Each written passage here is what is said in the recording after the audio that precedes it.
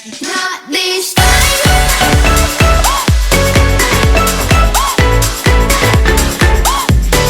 Not this time.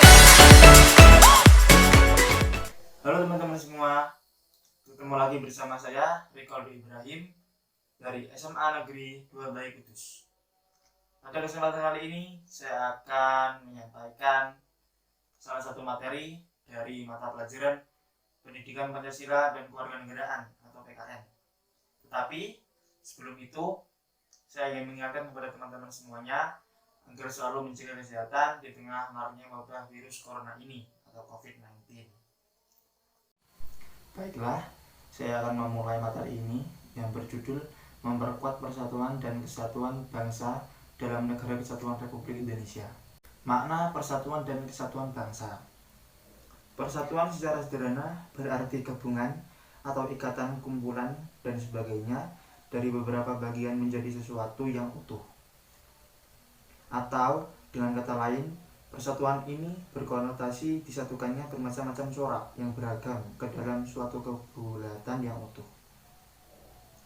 Nah, dalam aspek sosial, kesatuan tersebut diwujudkan dalam beberapa aspek kehidupan berikut.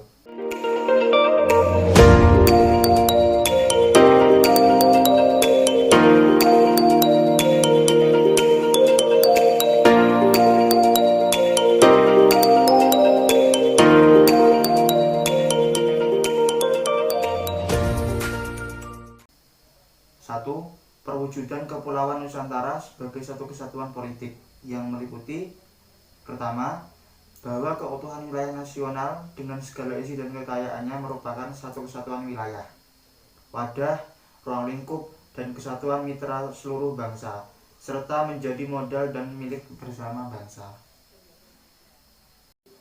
Yang kedua, bahwa bangsa Indonesia terdiri dari berbagai suku dan berbicara dalam berbagai bahasa daerah, memeluk dan meyakini berbagai agama dan kepercayaan terhadap Tuhan Yang Maha Esa, harus merupakan satu kesatuan bangsa yang utuh. Yang ketiga, bahwa secara psikologis bangsa Indonesia harus merasa satu, senasib sepenanggungan, sebangsa dan setanah air, serta mempunyai satu tekad dalam mencapai cita-cita bangsa. Yang keempat, bahwa Pancasila adalah satu-satunya falsafah serta ideologi bangsa dan negara yang melandasi, membimbing, dan mengarahkan bangsa menuju tujuannya. Yang kelima, kehidupan politik di seluruh wilayah Nusantara merupakan satu kesatuan politik yang diselenggarakan berdasarkan Pancasila dan Undang-Undang Negara Republik Indonesia tahun 1945. Yang keenam, bahwa seluruh kepulauan Nusantara merupakan kesatuan hukum, dalam arti bahwa hanya ada satu hukum yang mengabdi kepada kepentingan nasional. Yang terakhir, bangsa Indonesia hidup berdampingan dengan bangsa lain, ikut menciptakan ketertiban dunia berdasarkan kemerdekaan perdamaian abadi dan keadilan sosial melalui politik luar negeri bebas aktif, serta diabadikan untuk kepentingan nasional. 2.